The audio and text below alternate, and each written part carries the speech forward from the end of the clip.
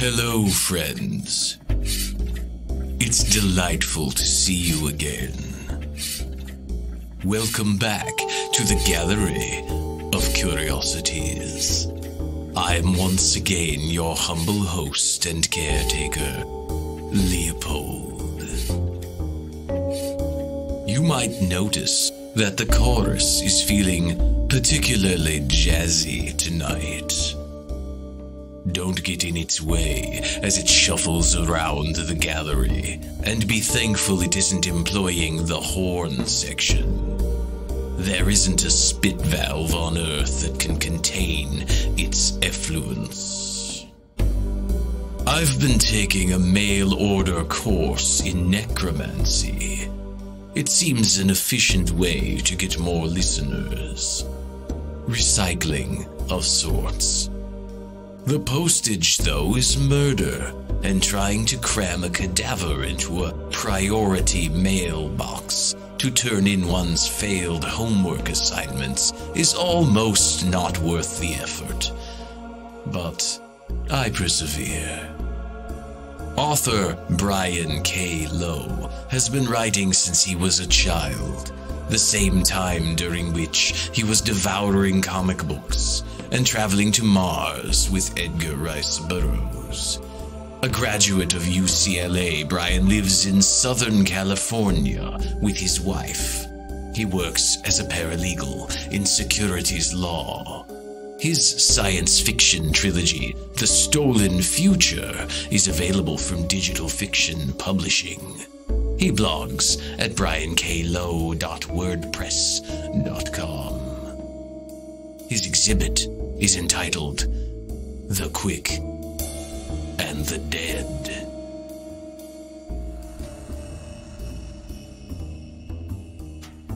It's funny how shy murder victims can be when they have to testify in court.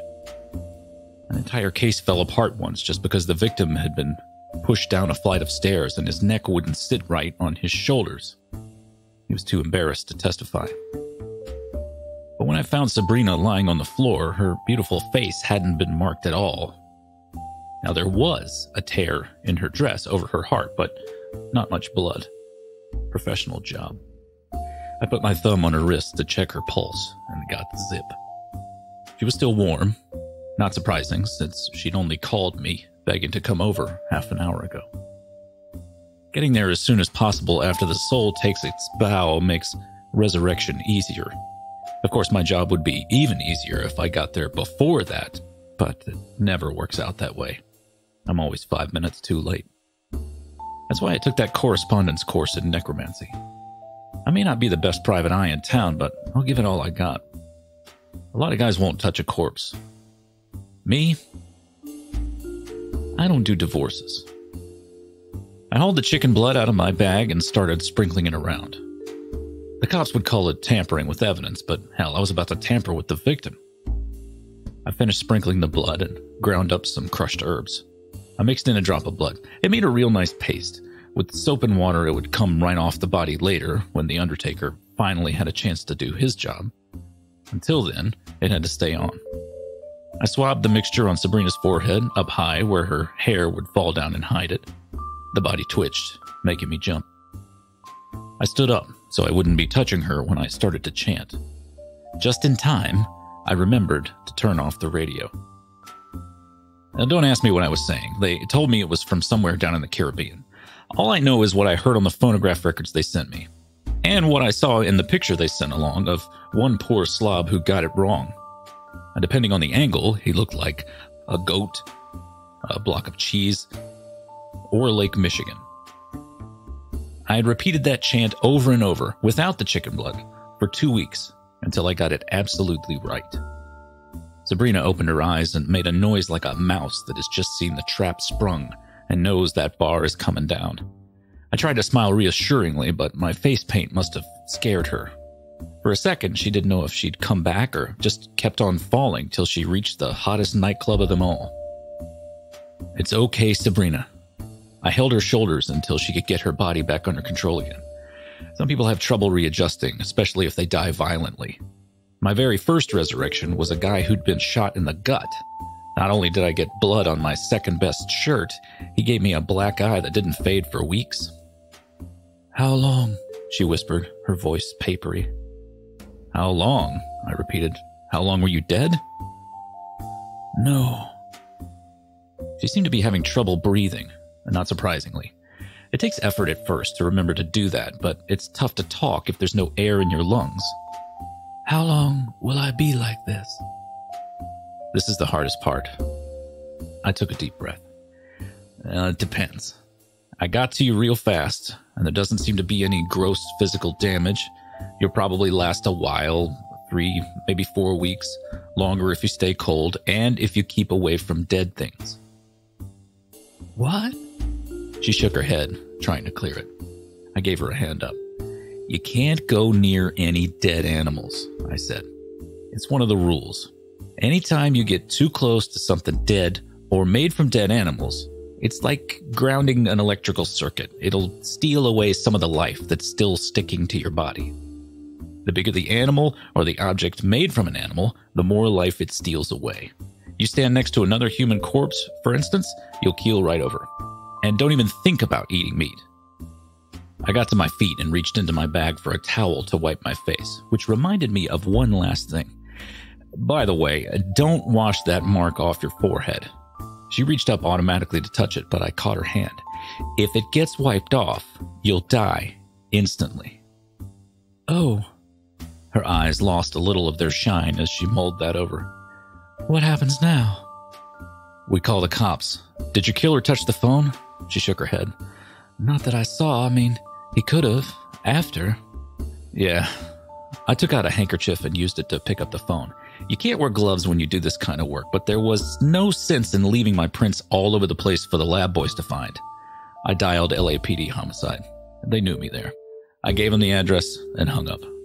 Now, we wait. Lieutenant Byers arrived first. He's about 40, too big, too bald, and too good. I mean that. He's too good a Catholic to like me. In his book, you have to be dead 3 days before you got any business walking around again. But he's also too good a cop to let that stand in the way of his investigation. I led him and his men into the apartment and led them to the bedroom. "The victim?"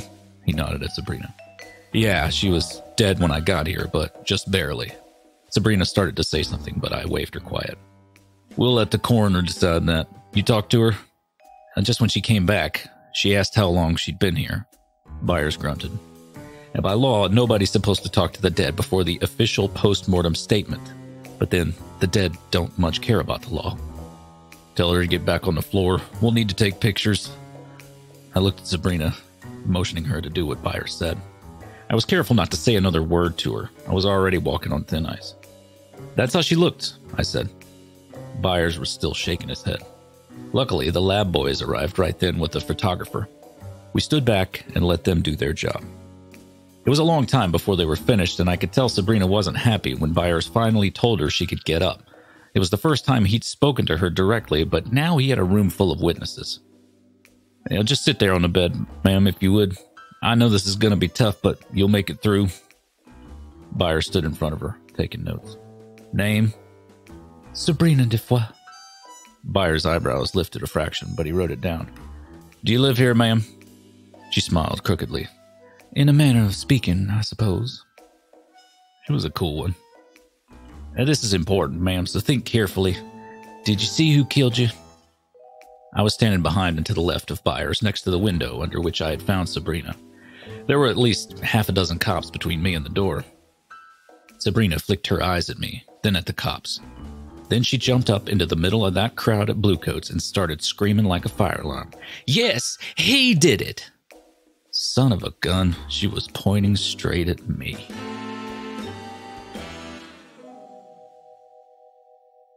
I first met Sabrina less than a week before. I was working late in my dingy room on Spring Street above a movie house when the hall door creaked at me. I like the hall door. It creaks whenever somebody comes in, which saves me the price of a receptionist. The inner door, on the other hand, swings open silent as a grave. That saves me the price of a peephole. But as soon as I saw Sabrina, I threw that door wide open, wearing my best smile. The one left over from when I used to sell used cars for Lefty Lopez. But it wasn't Lefty on my mind in those first hot seconds as I escorted Sabrina into my inner office and helped slip her ermine stole off her perfect white shoulders. She turned to thank me and the front of her dress pulled tight, just like she knew it would. She'd stuffed a lot of body into that dress. She'd left almost as much outside it. It wasn't what any sensible woman would wear in that neighborhood at night, which should have tipped me off. I offered her my best chair. She sat down without even looking at the cushion. A lot of dames who think they've got class check a chair before they sit down to make sure it's clean. The ones who've got class just sit, like dirt won't stick to them anyway. By the time I got on my own chair, I had managed to tuck in my shirt and run a comb through my hair. I should have done that before I let her see me, but she was the kind of woman that you run after first and make sure your shoes are tied later. "My name is Sabrina Defoe," she said when I had made myself presentable, "and I would like to hire a resurrectionist." The obvious comebacks ran through my brain, heading straight for my mouth, but I tripped them before they got out. One wrong word, and Sabrina Defoe would get up and glide right back out of my life. She didn't need me nearly as much as I needed her, which at the moment was exactly as much as I needed to pay the rent. While I considered my reply, I gave her the 60-second once-over. Then I took another 30 seconds to do the job right. And 99 guys out of 100 would throw themselves on a grenade for her. She was tall, long-legged, sporting the kind of curves Mulholland built a highway on. Her black hair was pulled high on her head. She didn't wear a hat. Her dress was low-cut, high-slit, simple, and expensive. Her jewelry was inconspicuous, but even in that light, her diamonds flashed. She was a gorgeous fishing hook, and I was a big, dumb bass with my mouth wide open. Finally, the business part of my brain forced my mouth to work in a professional manner. But fantasies aside, I knew the most she would ever do for me was keep the wolves at bay for another month. I pulled out a pencil and scrounged up a piece of paper just for effect. "Who's dead?" "No one. Not yet. It's my boyfriend. It's not working out, and he's very jealous. When I tell him it's over, he's going to think there's another man, and I'm afraid that he'll try to hurt me." "Has he ever hit you?" "Yes." "Recently?" "Yes." "Then you must use one hell of a brand of makeup." There wasn't a mark on her that I could see, and brother, I could see plenty. "Why don't you go to the cops?"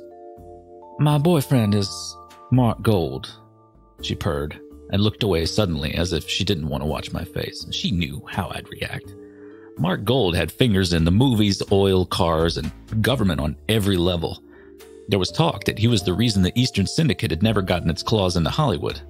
I kept my poker face with an effort. But Sabrina must have thought that she'd get a rise out of me, and she was surprised when it didn't.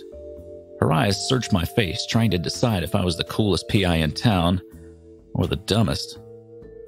"So, what do you want with a resurrectionist?" "Mark is very superstitious. If he hears that I've hired you, he won't hurt me because he'll be afraid that you'll bring me back to haunt him." "What's to stop him from hurting me first, then you?" "No," she said, with as much calm as she'd shown so far. "He won't touch you." I'm probably not the dumbest private dick in town, but I'm in the running. "I get $150 a day plus expenses," I said with that same flat tone. I hoped she'd get the idea my rates weren't negotiable. She opened her purse and carefully pulled out an envelope. She placed it just as carefully on the desk in front of me without a word. There were 3 C-notes inside. Crisp. New. Consecutively numbered. I should have said $200 a day. Now, maybe it comes with the territory, but every time I do a resurrection, I get a funny kind of feeling, just for a while, like I know what's going to happen next. Now, maybe that's why I found myself standing next to the open window when Sabrina up and accused me of being the one who did her in. Whatever the reason, I caught on just a little faster than the cops did. I didn't have time to think about it. I was through the window and on the fire escape before my brain was even in gear. So, good idea or not, I was now on the lam.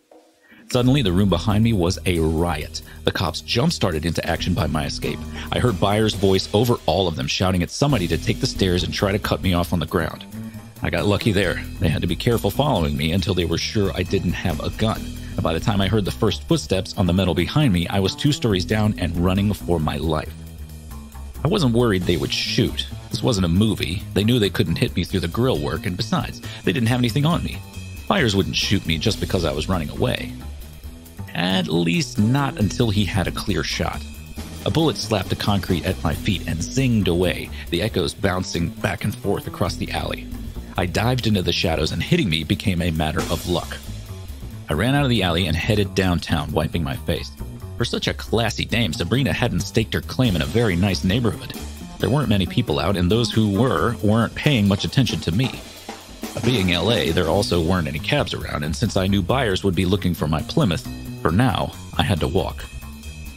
As soon as I was pretty sure they weren't behind me, I ducked into another dark alley and stopped long enough to allow myself a good attack of the shakes. Item: a beautiful dead woman had just fingered me as her killer. Item: the cops, eyewitnesses to the post-mortem declaration, were swarming all over the joint. Item: Byers should have yelled at me to stop before he fired, but he hadn't. Item: when Mark Gold heard I killed his girlfriend, I might wish Byers hadn't missed. Most people deal with ghosts and monsters by just ignoring them. It makes sense. There are fewer than a dozen supernatural murders in town every year. Now take vampires, for instance. There are only a handful in all of LA, and they have very little interest in increasing their numbers. Because if you've got to deal with somebody for the rest of eternity, you better be pretty damn sure you get to know him first. And that's why random vampire attacks are so rare. You're in more danger walking across the street in the middle of the block. But some people are paranoid. They move away from big cities. They wear crucifixes. They dress their windows with garlic and avoid being seen, with guys like me. Gold's mansion was built to stand up to the hordes of hell. Literally. The 10-foot boundary wall sported outward-facing sharpened spikes tipped with silver. A moat surrounded the house, even at the rear where it overlooked the ocean. And what was less obvious, according to my buddy at the city planning office, was that the whole thing was built on an old Chumash Indian burial ground. Silver, running water, sacred earth. He should have spent more on his locksmith. I got out of my rental car and checked around for alarms as I let myself through the gate. I needed to meet the man, size him up, see if I could play him. If he was as superstitious as Sabrina said, that might be the only thing that would keep me breathing. I could have walked right up to the front door like any ordinary visitor, but if I acted like a 2-bit mug, he'd expect a 2-bit mug. The thing is, anybody this afraid of werewolves and vampires wasn't going to be using dogs. They might be turned against it. So who was watching his property? I found out a couple of minutes later. Zombies. I never hear them coming. I was hauled up to meet Gold in his study, much the worse for wear. "You can tell him to knock off the act," I said, jerking my head at one of the 2 zombies who had escorted me in from outside. They were the classic B-movie type. White skin, dark circles under the eyes, blank stares, strong as rock, and about as smart. Real zombies make lousy bodyguards. Dead people are too fragile. They fall apart too easy. The way these gorillas had frisked me before bringing me in here had made me feel like the fragile one. Gold pursed his lips, holding back whatever opening remarks he might have had in mind. He looked me up and down like he was getting a second opinion, so I returned the favor. He was blonde, fair-skinned, and his hair was starting to retreat from his forehead. His muscles were beginning to turn to flab the way a ball player's do when he stops playing. He was a big guy, nearly 6 feet, and from where I looked up at him, I could see dark stubble under his chin. "You sound like a man who knows his business," he said at last. I relaxed a bit and tried not to think about the 2 rock piles on either side of me. I was standing in front of a big leather sofa, but I didn't think he was about to invite me to sit on it. "I have a resurrection license," I said. "That's so," he pursed his lips again. Already I was starting to hate that. It meant he was thinking. "Not a whole lot of call for that. What else do you do?" I said it straight out. "I'm a PI. All of a sudden, my bright idea to come here and explain things voluntarily was beginning to look fatally stupid. "What's your name?" Before I could answer, he jerked his head, and one of his zombies ripped open the front of my coat and grabbed my wallet. He handed it over to the boss without ever taking his eyes off me. I wondered why they were so paranoid they'd already frisked me. Gold looked at my driver's license, and his eyebrows rose. Not a good sign. The silence in the house started to pound in my ears. The fake zombies watched me like I was going to sprout horns. My nose began to itch. At last, Gold sighed and tucked my wallet back into my jacket. One of us has underestimated the other. On the surface, it would seem to be you. He paused for just a second and pursed his damn lips again. On the other hand, maybe you have an ace up your sleeve. Marty, see what the gentleman has up his sleeve. Zombie number 1 twisted my right arm up between my shoulder blades. I screamed, "Now, Mr. Private Investigator, tell me why you're here." I'm not ashamed to admit my voice came out in small gasps. I heard you were looking for me. When in pain, even a weak lie is better than nothing. That's a good reason not to come here. I didn't kill Sabrina Defoy. She hired me. Gold frowned. He motioned for the zombie to let me go. Why did she hire you? She wanted me to protect her from you. His face didn't change expression. That was ironic, wasn't it? What do you mean? I mean, she hired you to protect her, and you killed her instead. I got a cold feeling in my gut. I told you, I didn't kill her. She was dead when I got there. He ignored me. Obviously, once you found out who she was, you thought that if you killed her, then brought her back, you could use your control over her to get to me. Somebody made you an offer. Somebody who thought I'd let her get close enough to hurt me. Or did you really think this up yourself? What's your game? Extortion? Kidnapping? Or are you some kind of pervert? I didn't see any signal, but suddenly my arm was up around my back again, even higher this time. I had no time to scream before all the breath left my lungs. It hurt too much, even to breathe. Gold kept going as if nothing was wrong. Whatever your game was, it was spoiled when the cops found out Sabrina was dead. Because what the cops know, I know. He looked pleased with himself for figuring out what I was supposed to have done. The plan could even have worked the way he saw it, assuming I'd been good enough to carry off that level of necromancy. I wasn't, but correcting him seemed a bad idea. So then you figured you'd come here yourself, peddle your talents to me in person, I cooperate with you, lay some cash on the table, and you release your hold over Sabrina. I get Sabrina, you get the money, and it's all just a neat little business deal.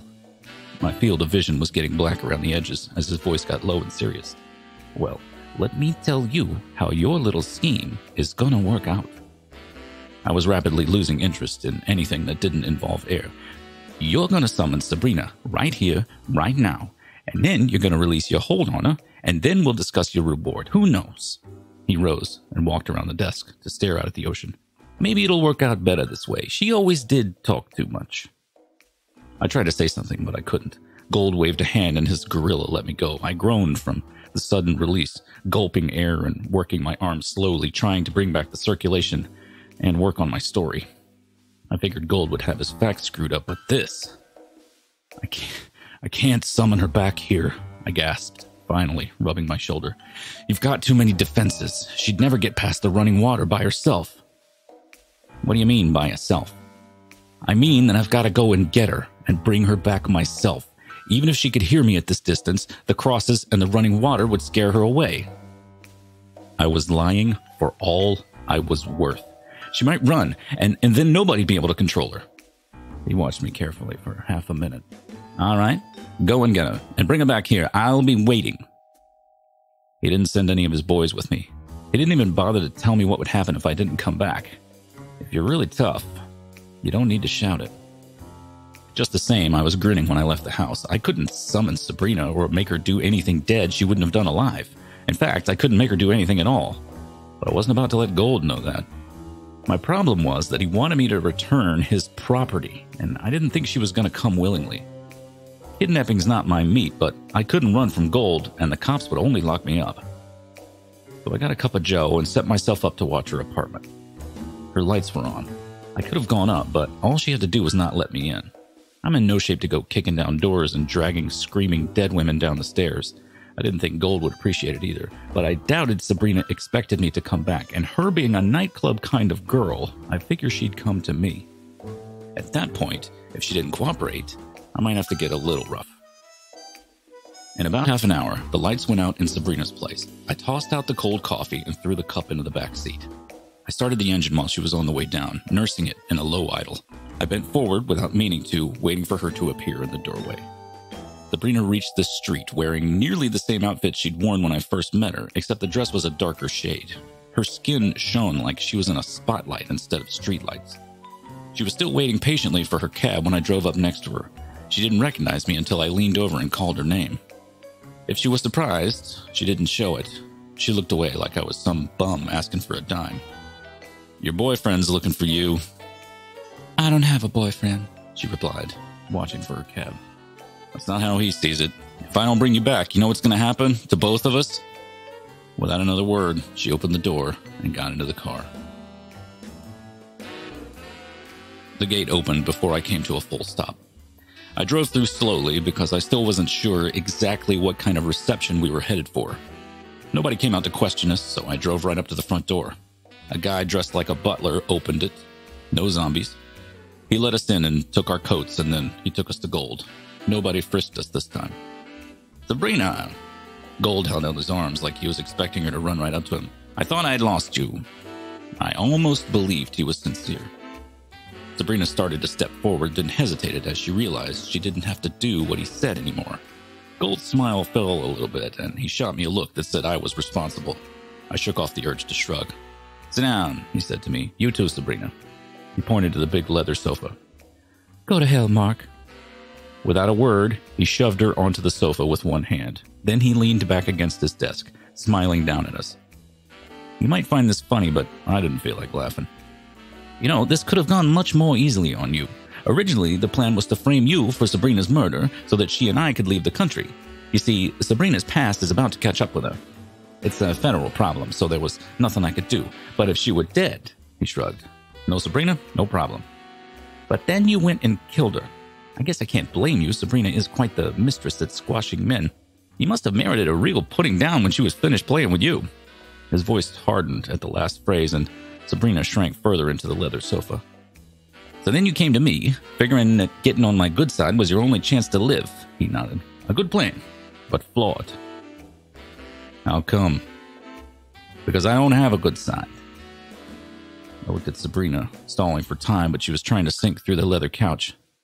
"What do you want from me?" "Release her." Oh yeah, as simple as a bullet between the eyes. It was time to test my poker skills. I stood up, which he wasn't expecting. "Sure, as long as you understand the ground rules. First, I need my bag. It's in my car." He made a motion, and I guessed somebody was headed outside. "Second, I raise the dead. It's my job. So if anything bad happens to me, I'll be back, and I won't be alone." His eyes locked on mine, and I couldn't tell if the flicker behind them was doubt or my wishful thinking. Then he smiled. "And what if I have you cut up into 100 pieces and fed to the sharks at Catalina?" I smiled back. "What if you do?" We stood like that for a minute. "Simmons, where the hell's Marty with that bag?" One of the zombies ran in with it. "We checked it, sir. There's no guns inside." Gold frowned, and the zombie made himself scarce again. I glanced back at Sabrina. The leather under her arm was wet where she was sweating. And that's when it hit me like a bullet in the forehead. "Maybe we should all stop and think a minute," I said. "You don't know the whole score. Don't waste my time. I can break a lot of your bones without killing you. We're both being played for patsies here. I said, stop wasting my time." I sucked in a deep breath, and I let it out again. Figures. Bad guys believe your lies, but never the truth. Even if I told him what I knew, he'd break every bone in my body and dump me in the ocean before he believed me. Well, if lies were what he wanted. "I need my bag." Gold didn't say anything. He just waved me on. He was watching me like a hawk, and the butler was too, and probably Marty and some other guys I hadn't seen yet. I walked past Sabrina, who twisted around on the couch to look up at me. "Stand up." Now I had my back to the wall and all the players in front of me. Sabrina hesitated, then did like I said. A tease to the last, she stood real close to me, nose to nose, making sure I got an eyeful. "Turn around slowly." "Whatever you say, sweetheart." Then she gave Gold a contemptuous glance. "I don't know what you think this is going to accomplish, Mark. He doesn't have any more influence on me than you do. Not anymore." The fabric of her dress rasped on the front of my jacket. I waited until her back was to me, then I grabbed her around the throat. Nobody move! A second later, the zombies burst into the room. This time they had guns, and their expressions were a lot less stupid. They weren't bothering to put on their act for me anymore. The butler was aiming a big automatic at my left eye. I was hugging Sabrina like a second skin, but I was in no position to enjoy it. Gold, if any of your boys let loose, Sabrina's gonna be the first to get popped. Gold sighed. Why are you doing this? She's already dead. Oh yeah? Then ask her why she's sweating. I had my arm around her throat. I could feel her perspiration. I grabbed her other arm and held her palm up to the light. She fooled us both, Gold. I knew it when I saw the armrest on that leather couch was wet. Dead people don't sweat, and they can't stand to touch other dead things. It makes them sick. Now I was interested. What are you saying? The look on his face made me laugh. She's alive, Gold. She had this plan from the beginning. She suggested you use me for the frame, didn't she? Why the hell do you think she wanted a guy with a resurrection license? She cut herself and used a drug to slow down her heartbeat and her pulse. She wanted to fake her death and her resurrection just to get away from you. We all stood there for several seconds while Gold finally realized I had been telling the truth all along. A slow smile spread across his features. I didn't think he was about to congratulate me. Damn, Sabrina. I never knew you had it in you, and you, he said to me. Since you were kind enough to verify that my defenses will stop zombies, I don't think I need to worry what will happen if you die. Marty, take this lout out the back way. His zombies holstered their cannons and came at me, flexing their muscles. My brave stand was about to come to an abrupt end. I shifted 1 foot backward, bracing myself so I could push Sabrina into them and make a break for the door. I heard a crash from the front of the house. Police! Somebody shouted. Nobody move! And then, all the lights went out. It sounded like a war. It probably looked like one, but I was flat on the floor with my head covered. I opened my eyes when Byers poked me in the ribs with his shoe. You alive? He was holding a flashlight, which, after a moment, he had the decency to move away from my face. Other spots of light bobbed around the room, his boys checking the bodies. Yeah, I'm okay. I drew a long breath, happy I still could. What the hell are you doing here? Well, we've had Sabrina under surveillance ever since you took off down that alley. I knew her murder was a setup from the start. Even a bozo like you wouldn't resurrect a woman he just killed, so I asked myself, what's up? Who'd want to kill Sabrina and frame you? Now, since there's a straight line between Sabrina and Mark Gold and half of the bodies in this town, the answer was easy. You were just his latest patsy. Third-rate private eye with 1 foot in hell. Wasn't a bad choice. Gee, I didn't know you cared. I don't, but Gold didn't like to leave loose ends, so I figured he'd collect you somehow. But if you knew I was innocent, why the hell did you shoot at me in the alley? Yeah, one of the boys was in Gold's pocket. Figured he'd do his boss a favor. Moron. The lights came back on. Gold and his boys were spread all over the room. Sabrina, eyes staring, lay under the window with an automatic in her hand. I wondered where the hell she'd hidden it. Then I thought about how she'd handed me the 3 C notes 7 days ago. I walked over to her, bag in hand. You're gonna revive her? Byers asked. Yeah. I started putting on the paint. When she hired me, she paid me $300 up front. She still owes me $750. The neighborhood children have been spreading rumors again. I suppose the fact that these human-shaped packages keep showing up on the curb is causing a fuss. I don't let it bother me. Doesn't everyone have a few skeletons in their closet? Or the shed? Or the garden? At any rate, tonight's narrator was Mr. Jim Hodgson, a humorist from Atlanta, Georgia. He writes, produces, and acts in Bad Gladiator, a full-cast audio comedy set in ancient Rome. And now, friends, to send you off with one of my favorite traditional toasts. Rejoice and be of good cheer, for they are out there, and we are in here. Gallery of Curiosities is produced under a Creative Commons International 4.0 non-commercial attribution, no derivatives license. Story copyrights remain with the authors. Music was sourced from filmmusic.io. This episode was produced in August of 2021. For full show notes, visit us on the web at gallerycurious.com. What's with all the hate for necromancers? Can't a fellow raise a family in peace?